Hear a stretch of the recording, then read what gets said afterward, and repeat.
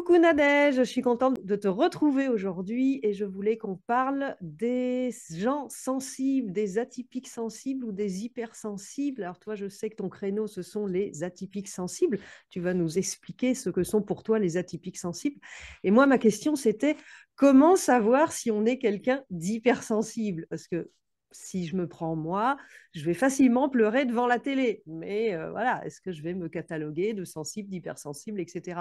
Et il y a certainement tout un tas de gens qui se posent des questions sur est-ce que je suis juste sensible ou est-ce que je suis hypersensible. Je vais te laisser te présenter. Qui es-tu, Nadège?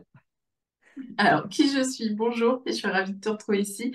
Je m'appelle Nadège, je suis coach de vie et auteur et je me suis spécialisée dans l'accompagnement des atypiques sensibles.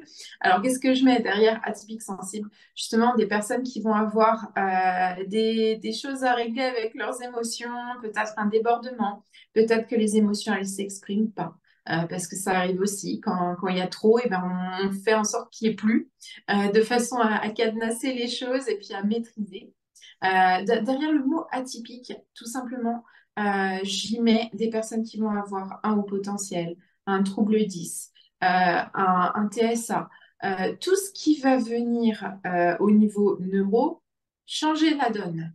Le réglage n'est pas le même que pour des personnes qui vont être neurotypiques. Et puis, on va avoir aussi tout ce qui va être handicap moteur, maladie invisible. Vraiment, ça va être les petits ingrédients qui font que finalement, les solutions qui sont faites pour monsieur et madame tout le monde ne vont pas marcher pour nous. Donc, c'est vraiment tout ça que je mets derrière atypique sensible. Aujourd'hui, on va faire un petit focus sur l'hypersensibilité. C'est une grande part. Bien souvent, les personnes qui viennent me voir ont ce trait, cette caractéristique. Alors d'ailleurs, pour les personnes qui voudraient te rencontrer, hein, je mettrai les coordonnées donc, de Nadège dans la description de cet épisode. Et puis surtout, restez bien jusqu'à la fin parce que Nadège va nous offrir un petit cadeau aujourd'hui. Ça, c'est top. Du coup, je rebondis sur ce que tu viens de dire. J'ai une question pour peut-être des personnes qui ne sont pas dans ce cas-là et qui ne connaissent pas bien encore ces profils. C'est quoi les 10? Alors, c'est tout ce qui est dyslexie, dyspraxie, dyscalculie, dysorthographie. Au début, on n'entendait parler que de la dyslexie. Oui. Cette espèce de truc où tu lis le mot, il arrive, tout ce bazar, tu le ressors, il n'a plus rien à voir. Et puis maintenant, on s'est rendu compte qu'il y avait des... En fait, c'est des petits sujets. Donc, dyscalculie, ça va être la même chose, mais avec les chiffres qui vont venir nous poser des problèmes. Dysorthographie, on va vraiment s'axer sur l'orthographe du mot. Le côté où on va avoir vraiment du mal à maîtriser l'écrit. D'accord. Et puis, il y a plein de dyspraxie, ça va être l'orientation dans l'espace qui va être compliqué. Et finalement, il y a plein de troubles à l'heure actuelle, on sait les nommer. Et puis, bien souvent, les personnes se retrouvent avec cette étiquette-là. C'est OK, mais quel est le mode d'emploi? Qu'est-ce que j'en fais maintenant? Et comment je me débrouille avec ce truc-là? Ok. Moi, je me suis formée sur tout ça. J'ai passé des certifications, etc. Justement parce que j'étais enseignante. Il m'est arrivé la première année d'enseignement d'avoir, je crois que j'ai eu 7 enfants dans ma classe. Il y avait des troubles 10. Et moi, j'avais jamais vu ça, jamais connu. Je me D'accord. suis dit, oh mon Dieu, mais qu'est-ce que c'est que ce truc? Et comment je me débrouille pour que à la fin de l'année, ils soient fiers de ce qu'ils ont fait? Parce que c'est ça le but recherché. Mhm. Quand on a une particularité, on a tendance à se dire, j'y arriverai jamais. Et enfin, c'est ce que j'entends dans le discours des personnes qui ont, alors que ce soit trouble 10, TSA, etc.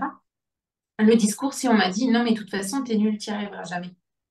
Non, les branchements ne sont pas les mêmes, mais par contre, les capacités sont décuplées dans d'autres domaines. Il y a Oui. peut-être des petites choses qui sont pas top top, mais moi, mes élèves qui avaient une dyslexie, par exemple, étaient très, très, très forts dans tout ce qui était géométrie, représentation dans l'espace, résolution de problèmes, d'énigmes, etc. Donc, c'est comment je vais tirer parti de ce qu'on m'a donné. On m'a Oui. donné un cadeau. D'accord. Bon, le cadeau, comme ça, à première vue, il n'avait pas l'air terrible, mais je dois faire avec. Et qu'est-ce que j'en fais qui est sympa? Super. Eh ben, je pense que ça nous donnera l'occasion de refaire une autre vidéo, si tu es d'accord, hein, sur les 10. On pourra développer ça un petit peu plus. Nickel, merci de ta réponse qui va éclairer certaines personnes, j'imagine, qui ne savaient pas trop quoi mettre derrière cette petite appellation 10. On va revenir sur notre hypersensibilité. Alors, qu'est-ce que c'est que l'hypersensibilité et comment on sait si on est hypersensible ou pas?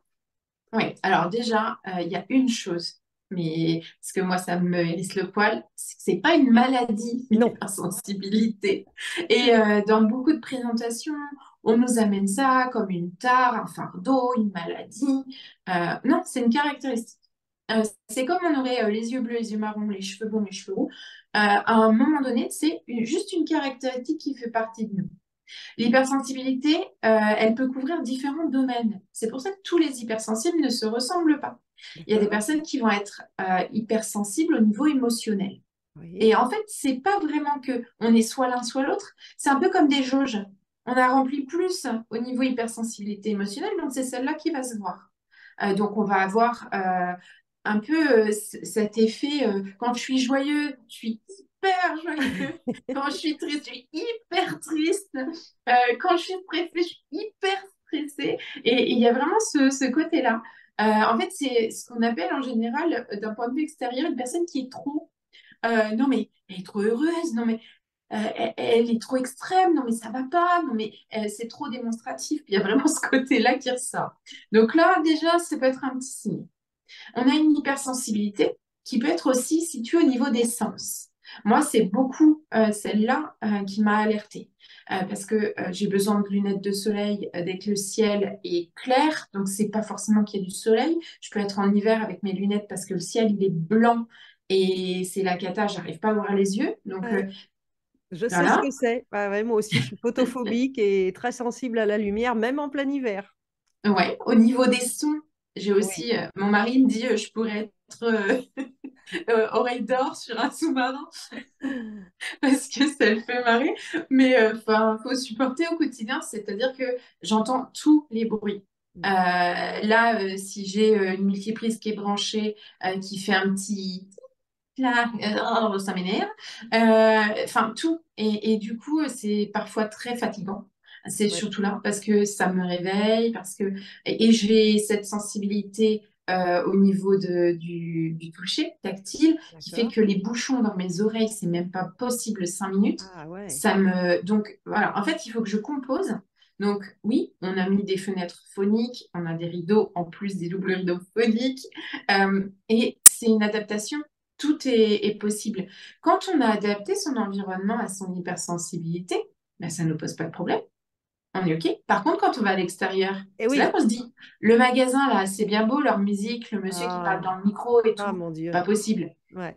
On va dans un lieu, il y a des restaurants, c'est super joli, mais par contre, ils ont sur les tables ces espèces de, alors soit des bougies parfumées, des herbes séchées avec des parfums, des choses. Moi, c'est pas possible. Enfin, ça me gâche mon repas. Mhm. Euh, C'est les envahissant, ouais. rayons bougies, Oui. non. La parfumerie, non. Et en fait, c'est ça. Et c'est quand on sort de notre environnement qu'on se rend compte qu'il y a un décalage. Là, ça peut alerter parce qu'on est gêné quand on sort de notre cocon. Et du coup, il y Euh, a des gens de notre entourage qui vont dire, ah, mais c'est bon, t'es casse-pied, là, il n'y a pas tant de bruit que ça, etc. Et du coup, là, on n'est pas du tout écouté, ni accompagné, ni réconforté, quoi. On se sent encore plus seul avec, du coup, cette petite particularité. C'est ça. Et moi, j'ai toujours à cœur de dire, mais en fait, il faut prévoir notre trousse de secours. Le regard de l'autre, c'est chouette, mais prévoir simplement, moi, j'ai toujours un foulard dans mon sac parce que je le mets devant.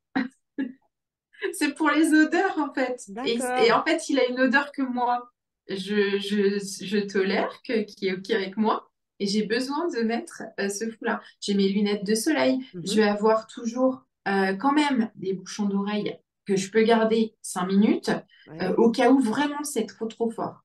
Enfin, il y a un moment, voilà, et toujours prévoir des coins de repli, des endroits de repli. C'est tout bête, mais chez les gens, je sais où je peux aller pour m'écarter un peu du bruit qui va me D'accord. fatiguer et me gêner. Ouais, ok. Aller dehors, aller voir les enfants qui jouent dans une pièce un peu plus loin, qui font des fois moins de bruit que les adultes, contrairement à ce qu'on peut bien penser.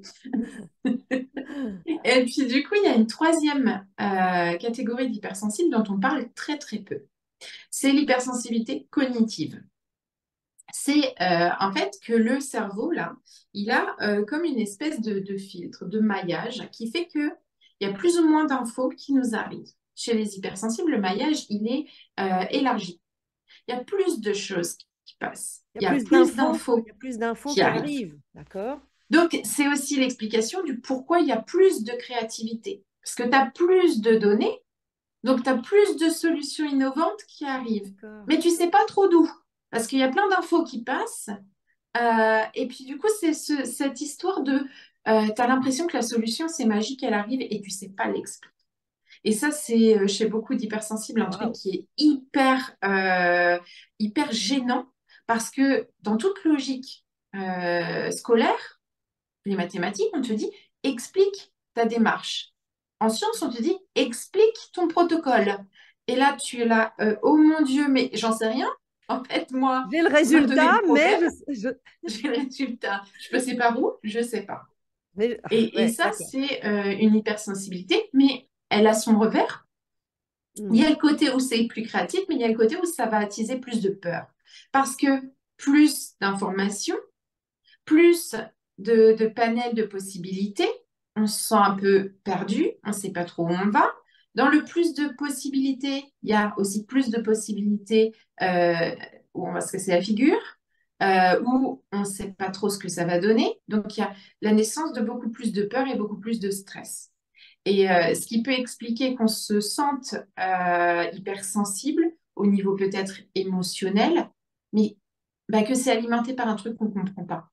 On ne Hmm. sait pas d'où sort. Parce que quand on est empathique et qu'on voit l'autre pleurer, qu'on pleure, ben, en fait, on voit, on a Hmm. cet effet. Par contre, quand on a cumulé plein d'infos et qu'on ne sait pas trop pourquoi on ressent telle ou telle émotion, ben, on est encore plus perdu et encore plus stressé. Donc, c'est cette part qui est un petit peu méconnue. J'en parle dans mon livre. Voilà, j'ai été chercher pas mal d'infos. J'ai beaucoup travaillé là-dessus parce que ça m'intriguait. Je me dis, mais et en fait, il y a des recherches qui sont faites outre-Atlantique. En France, Oui. on a encore du mal à traduire, je pense, je sais pas. Il y a une barrière de la langue, mais il y a C'est aussi vrai. on n'a pas la même avancée. Eux sont beaucoup plus avancés concernant tout ce qui va être caractéristiques spécifiques, vont plus le prendre justement comme un cadeau. Hmm. Donc, chercher à faire avec et à se servir de ces petites choses que chacun a pour alimenter un projet, pour alimenter un service dans une entreprise.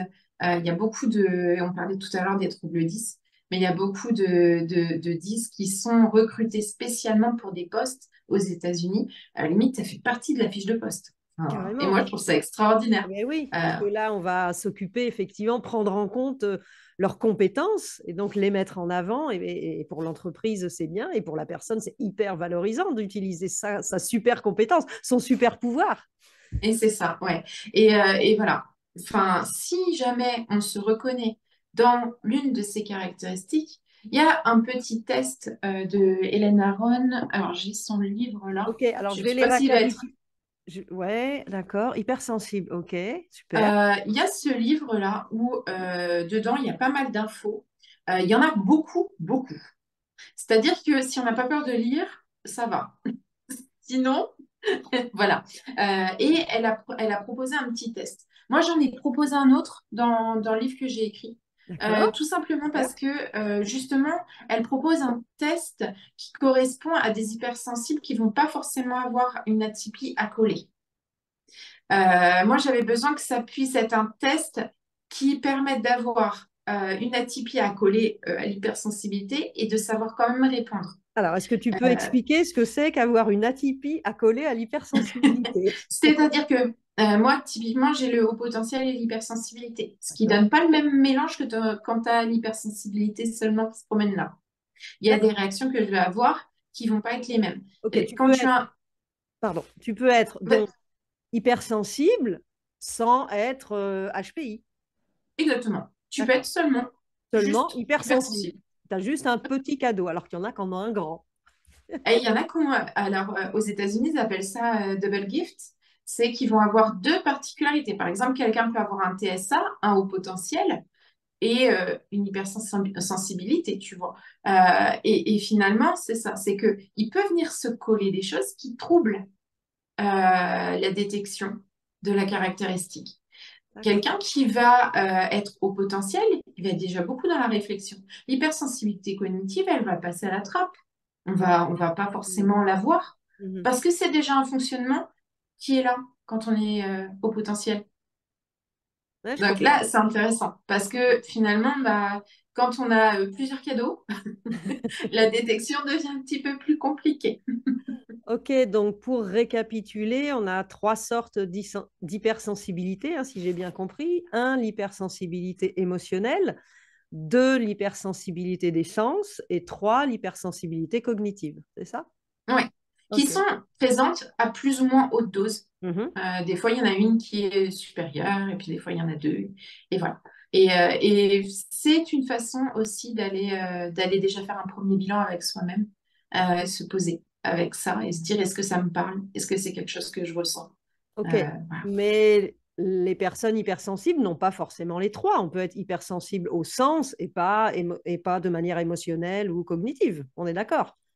Mais alors, ça peut être à très basse échelle et du coup, être une sensibilité ou une façon classique de réagir. Il Parce n'y que a tu, pas, oui. parce que tu veux dire que chaque personne qui serait hypersensible, elle a forcément les trois, mais à des degrés différents? Pour moi, il y a quand même une prédominance des trois, Mhm. mais il y en a forcément qui se voient moins et qui sont moins contraignants que l'autre. D'accord. Il y en a une qui va nous casser les pieds. En Ouais. général, c'est ça. Sinon, Ok. si ça nous casse pas les pieds, soit on a un environnement hyper top. Hyper euh, adapté. voilà, ça arrive souvent parce que Mhm. les enfants qui sont en éducation à la maison, papa, maman, souvent sont hypersensibles. C'est quand même, il n'y a pas de preuve encore là-dessus, mais en général, un parent hypersensible euh, assez facilement a un enfant hypersensible. Alors, D'accord. quand les parents ont adapté l'environnement, Oui. adapté la maison, les rencontres, les sorties, et puis que l'enfant, il est dans ce cocon, là, le moment où il sort de son cocon, alors, soit pour aller faire des études à un niveau supérieur, soit pour aller travailler, bah, il se dit, oh mon Dieu, mais j'étais bien mieux chez moi, là, c'est quoi ce truc? Je posais pas de problème ailleurs, j'étais pas un problème. Et c'est là, voilà. Quand on a un environnement hyper accueillant, hyper bienveillant et réglé pour nous, bah, c'est top du top. Et oui. Et du coup, chez les enfants, à partir de quel âge on peut déceler l'hypersensibilité? Sur des observations, je propose une grille d'observation dans mon livre, mais très très tôt en fait. D'accord. Des fois, on a des enfants qui vont pas supporter le toucher, pour qui ça Ouais. va être très très compliqué. Des enfants qu'on va mettre dehors à la lumière et puis qui vont pleurer Mhm. parce qu'ils vont pas bien, mais c'est des bébés déjà. D'accord. Enfin, et finalement, très très tôt, le parent peut observer et voir une certaine sensibilité. C'est tout bête, mais en maternelle, moi je le voyais beaucoup. Il y avait des enfants, si un pleurait, il se mettait à pleurer. Je savais pas pourquoi, hein. C'était Ouais. un peu le signal d'alerte tu sais, t'as un mouton qui va dans un sens, tout le troupeau suit. Et puis t'as ceux qui continuent à jouer tranquille, rien à faire. Bon, bah, il pleure, c'est son problème. Moi, j'ai Ok. pas de problème, donc je continue, je fais ma vie. Et en fait, sur de l'observation, on peut déjà voilà, être attentif.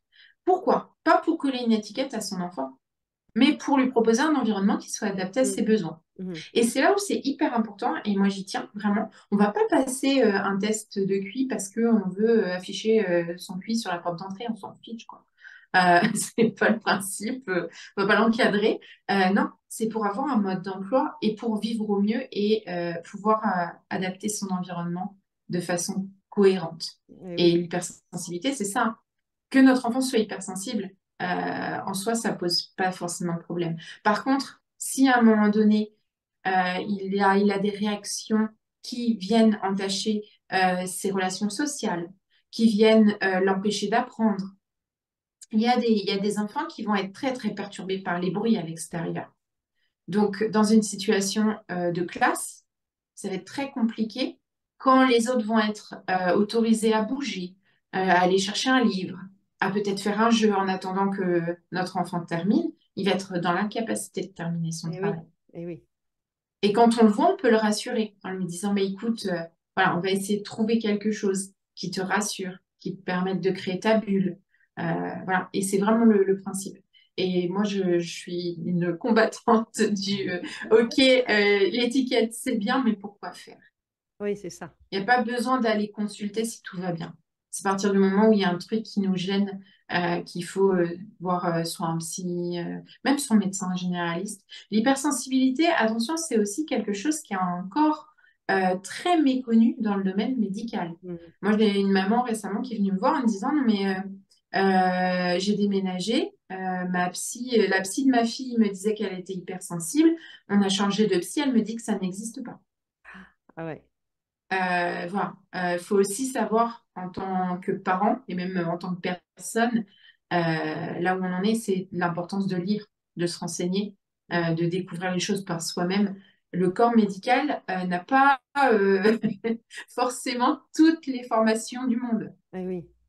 Du Donc, coup, je rebondis là-dessus. Est-ce qu'une personne adulte ou même senior à qui on a dit toute sa vie, ah non, mais t'es faible ou t'es trop sensible ou tu pleures tout le temps pour un rien, est-ce que cette personne-là, elle peut enfin se dire, ah ben non, mais en fait, j'ai rien d'anormal, j'ai une particularité, je suis hypersensible et finalement, je suis OK avec ça et tout va bien. Et que cette personne-là, maintenant, qu'elle s'en est rendue compte ou qu'on lui ait dit ou qu'on l'ait amené sur le chemin de la réflexion à l'hypersensibilité, cette personne peut, j'imagine, s'en sentir mieux du coup et ne plus se sentir affaibli comme son entourage avait pu l'affaiblir en lui disant bah non c'est nul tu chiales tout le temps devant la télé machin tu vois. alors, c'est valable à tout âge, je dirais. Ouais, C'est sûr que quand petit, on nous a expliqué comment on fonctionnait et qu'on a les clés, bah, c'est plus facile pour tout le déroulement de notre vie, mais il est jamais trop tard. c'est ça. Moi, j'ai des personnes qui sont à la retraite parce que la retraite leur permet de prendre du temps pour prendre soin d'elles, viennent me contacter en me disant, bah voilà, ma vie, elle est déjà bien déroulée, mais j'ai ce besoin d'aller comprendre qui je suis vraiment pour passer tu sais, ce dernier. En fait, tu as l'enfance, le moment où tu bosses, et puis tu as ce tiers là, mais que tu as envie de mettre à profit, tu as envie d'en Oui, profiter à fond et tu n'as plus envie. Et en même temps, arriver à cet âge de la retraite ou passer même 50 ans, le regard des autres, tu commences à en avoir rien à cirer. carrément. Euh, Moi, je le vois, hein, plus j'avance dans le temps, et plus, mais ça m'est complètement égal. Et donc, c'est un moment idéal pour aller creuser sur soi, moi je trouve, parce que justement, on se détache des Oui. on-dit. Et on n'a plus qu'à se faire plaisir. Donc, c'est quand même génial. Et puis, tant qu'à faire, enfin, on nous fiche la paix avec le boulot, bah, autant s'éclater, quoi. Enfin, Mais du coup, ces personnes-là, adultes ou adultes seniors, qui finalement se rendent compte qu'il existe des choses, qu'on a posé des mots sur les différentes hypersensibilités et qui peuvent du coup s'y retrouver là-dedans et se dire, bah, en fait, ouais, c'est libérateur, je viens d'apprendre ça, c'est libérateur, ok, je suis comme ça, mais c'est juste une particularité, c'est pas un défaut, et alors que ça a pu me plomber dans ma vie sociale ou dans ma vie professionnelle. Et finalement, c'était injuste parce que ça n'avait pas à me plomber, alors que c'est juste une particularité qui, justement, comme tu le disais en début de vidéo, en début d'entretien, cette particularité peut justement être un cadeau. Et donc, c'est ouais, chouette de pouvoir s'en apercevoir, je dirais, à tout âge et éventuellement de se faire accompagner là-dessus aussi à tout âge. Je pense que c'est fort libérateur et c'est tant mieux parce qu'on en parle de plus ouais. en plus aussi de l'hypersensibilité. Alors, c'est ça, parce qu'il y a ce moment où on va entendre des trucs, ouais, de toute façon, tout le monde se dit hypersensible, on l'entend aussi sur le haut potentiel, tout le monde se dit HPI, machin. C'est Mais vrai non, en aussi. fait, C'est vrai aussi qu'on alors, entend beaucoup ça. D'un on seul en coup, tout entend. le monde se découvre tout un tas de Mais oui, caractéristiques. mais tu sais, moi, je fais le parallèle aussi. Mes grands-parents sont décédés. S'il y avait eu des études sur la cause du décès, peut-être qu'on aurait su que c'était un cancer de ci, de ça. Mhm. à l'époque, bah, tu mourrais, hein. Oui. Puis voilà, Ok. tu vois. Et en fait, parce que maintenant, on recherche. Donc, on est capable de traiter, on est capable de mettre des mots sur les choses. Donc, bien évidemment, pour tout ce qui est trouble, bah, on va être capable de poser des mots. On fait passer des tests qui ont été maintenant vraiment réaménagés, retravaillés. Enfin, moi, je l'ai vu hein, quand j'ai commencé mes études. C'était en 98, mes Tes, études à la fac tes études de psycho? de psycho. Ouais. Mais maintenant, je suis toujours des blocs parce que Oui. j'ai toujours besoin de me mettre à jour. Mais Mhm. je vois le raisonnement comme il a changé, les outils comme D'accord. ils évoluent, les grilles d'observation évoluent, tout évolue. Et on en parle plus, on laisse plus de place à ça. Avant, une femme qui sautait de joie, limite, elle était hystérique et bonne à enfermer. Déjà, quand D'accord. elle osait parler, Oui. quand tu lis Le Bal des Folles, tu te rends compte que voilà, hein. C'est clair. Et un homme, à la limite, qui pleurait, c'était une femmelette, on ne voulait pas. Et Mm. le fait de parler d'hypersensibilité, moi, je le vois aussi au niveau des hommes. Il y a autant d'hommes que de femmes qui sont hypersensibles. Sauf que les hommes, tu as le patriarcat qui les rattrape et je mets ma carapace et je me montre fort. Et au bout d'un moment, je craque et il n'y a plus rien qui va parce que je ne suis pas moi. Et j'ai besoin d'exprimer qui je suis et j'ai besoin d'exprimer cette sensibilité. Mais c'est la même chose. On ne parlait pas d'hommes hypersensibles il y a quelques années. Oh mon Dieu, on ne va pas s'aventurer sur ce sujet-là. Manquerait plus qu'un homme se mette à pleurer, c'est la fin du monde. Et c'est ça, le jugement qu'on a depuis quelques années qui se modifie, le regard qui se modifie petit à petit, fait qu'on ose plus mettre en avant des caractéristiques, on ose plus en parler et on a cette impression d'explosion. Il y en avait tout autant. C'est juste que maintenant, les gens s'affirment. Ouais. Mais Aujourd'hui, ça reste quand même, enfin, j'imagine, hein, ça reste quand même un domaine un peu féminin. Je pense qu'il y a peut-être pas encore beaucoup d'hommes qui viennent consulter et ou c'est qui, la ou qui- vérité que j'ai voulu rétablir dans mon livre. Voilà. J'ai tenu absolument à avoir des témoignages, parce qu'il y a plein de témoignages dedans, plein de mots. En fait, à chaque chapitre, je leur ai posé plein de questions et je crois qu'ils sont peut-être une vingtaine à m'avoir répondu. Je Mhm. voulais absolument que les hommes prennent la parole. Et Et oui, en fait, ils ont été hyper contents. Mais quand je dis les hommes, autant les jeunes que des hommes qui ont déjà avancé, enfin, qui ont déjà avancé sur leur chemin, qui ont traversé des trucs plus ou moins sympas liés à l'hypersensibilité. Et je voulais vraiment leur donner la parole parce que oui, mis à part Saverio Tomasella, il y a un de ces livres que j'ai posé là qui est chouette aussi, sous forme de roman, quand on n'aime pas trop les ok, trucs trop documentés, etc., qui donne plein de tips par rapport à l'hypersensibilité. super. Mais mis à part lui, c'est très rare d'entendre des hommes s'exposer Et oui, en tant qu'hypersensibles. oui. C'est... Donc, Mais oui, ouais. il y a encore le poids de la culture hein, et des codes sociaux. Voilà, l'homme, il doit être fort, etc. Donc, ça doit être difficile, du coup. Finalement, les femmes, nous, on va en parler plus facilement. Le chemin nous est beaucoup plus ouvert. Et les hommes, à la Pour une limite, fois, oui, pour une fois, et merci. Et les hommes qui voudraient en parler, bah, certainement qu'il y en a qui n'osent pas parce que bah, ça ne fait pas encore très bien en tant qu'homme de dire qu'on est hypersensible, quoi. C'est dommage. c'est ça. Et c'est vrai qu'on parle souvent du poids social Ouais, sur les ouais. femmes, parce qu'il est énorme. Mais il ne faut pas oublier que, en fait, c'est ce qu'on considère comme une caractéristique féminine. On est composés tous d'une part féminine, une part masculine. Quand les hommes ont une part féminine un peu plus exacerbée, tout de suite, il y a le rejet. Mhm. Et ça se rétablit petit à petit, parce qu'ils prennent leur place aussi, mènent leur combat. Mais voilà, en tant que femme, et c'est très intéressant parce que moi j'ai un fils qui du coup très certainement entre dans cette petite bulle d'hypersensibilité.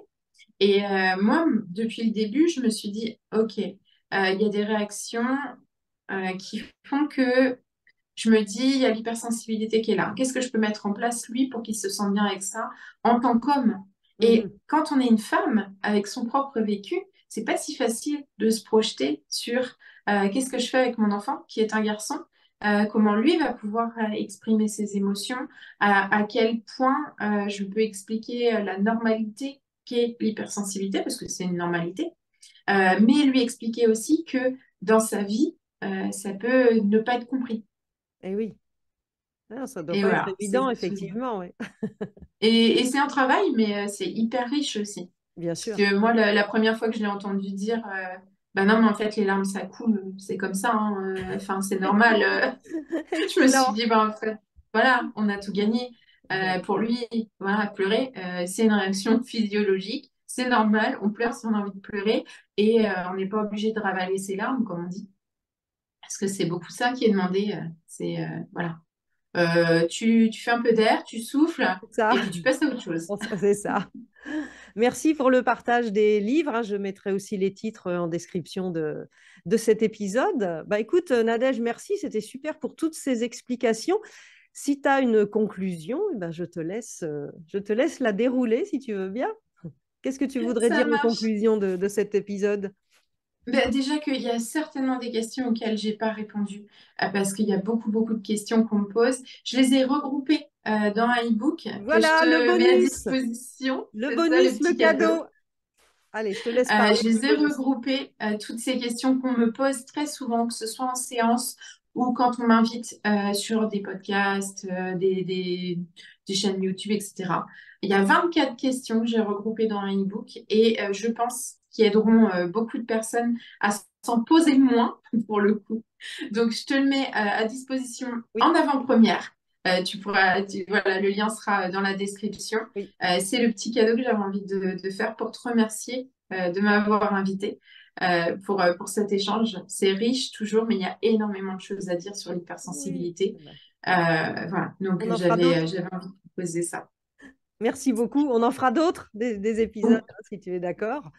oui, Merci pour ta participation, merci pour ton cadeau. Et donc, il sera effectivement dans la description de l'épisode, donc en avant-première pour vous, auditeurs de cette vidéo ou du podcast aussi, parce qu'il y aura un podcast de cet épisode.